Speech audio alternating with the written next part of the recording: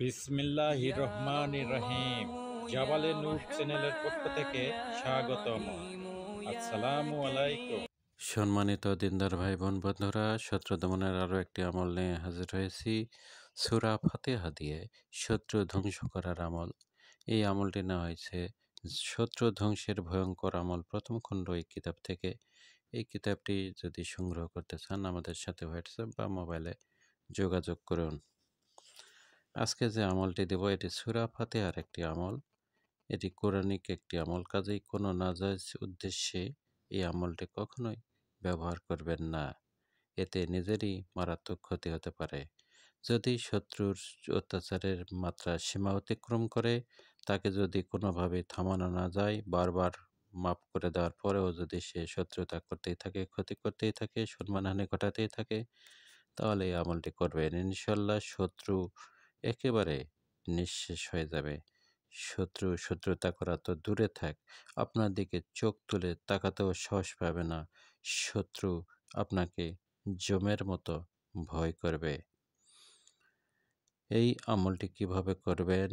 প্রত্যেক নামাজের পর সূরা ফাতিহা ২১ বার একটি বিশেষ নিয়মে পাঠ করবেন। এই আমলের বরকতে শক্তিশালী, ক্ষমতাধর আর বিত্তশালী শত্রুও ধ্বংসপ্রাপ্ত হবে ইনশাআল্লাহ।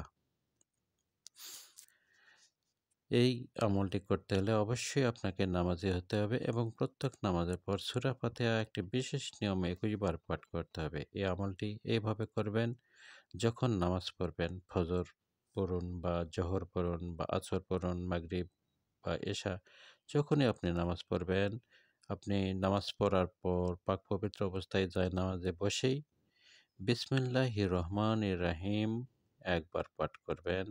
এরপর সূরা ফাতিহা পাঠ করবেন। আলহামদুলিল্লাহি রব্বিল আলামিন আর রহমানির রহিম। এই আর রহমানির রহিম যখন আয়াতটি পাঠ করবেন, এই আয়াতটি এক নাগাড়ে ২১ বার পাঠ করবেন। এরপর সূরা ফাতিহার অন্যান্য আয়াতগুলি পড়ে শেষ করে দিবেন। এভাবে একবার পাঠ করবেন, এরপর আবার পরের বার আবার একইভাবে পাঠ করবেন। প্রথমে বিসমিল্লাহির রহমানির রহিম পাঠ করবেন, এরপর আলহামদুলিল্লাহি রব্বিল আলামিন আর রহমানির রহিম আর রহমানির রহিম আর রহমানির রহিম আর রহমানির রহিম, এভাবে ২১ বার আর রহমানির রহিম এই আয়াতটি পাঠ করবেন। এরপর ২১ বার পাঠ করা হয়ে গেলে বাকি সূরার অংশটুকু পাঠ করবেন। একই নিয়মে এই সূরাটি, সূরা ফাতিহা, একই নিয়মে যে নিয়ম বলে দিলাম এই নিয়মে ২১ বার পাঠ করবেন। করার পর আল্লাহ তাআলার কাছে শত্রুর নাম উল্লেখ করে দোয়া করবেন, মোনাজাত করবেন, সাহায্য প্রার্থনা করবেন। ইনশাআল্লাহ শত্রু দমন হয়ে যাবে। এই আমলটি কতদিন করবেন এবং প্রত্যেক নামাজের পরই এই আমল করবেন। এই আমলটি এক নাগাড়ে ২১ দিন পর্যন্ত আমল করবেন। এটি কোরআনিক একটি আমল এবং খুবই মারাত্মক একটি আমল এবং তীরের মতো এটি কাজ করে। খুবই কার্যকরী একটি আমল। ২১ দিন পর্যন্ত এই আমলটি করবেন।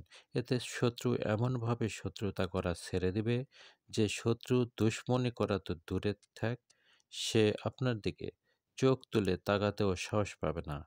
আপনাকে দেখে মাথা নিচু করবে, আপনাকে জমের মতো ভয় করবে আর আপনার কথা মতো কাজ করবে। শত্রু দমনের এটি একটি বিস্ময়কর এবং অব্যর্থ আমল। কাজেই আপনার শত্রু যদি খুব শক্তিশালী হয়, বিত্তশালী হয় এবং সে যদি আপনার ক্ষতি করতে থাকে, তাহলে এই আমলটি করবেন। ইনশাআল্লাহ ২১ দিন এই আমলটি করবেন, শত্রু একেবারে নিঃশেষ হয়ে যাবে।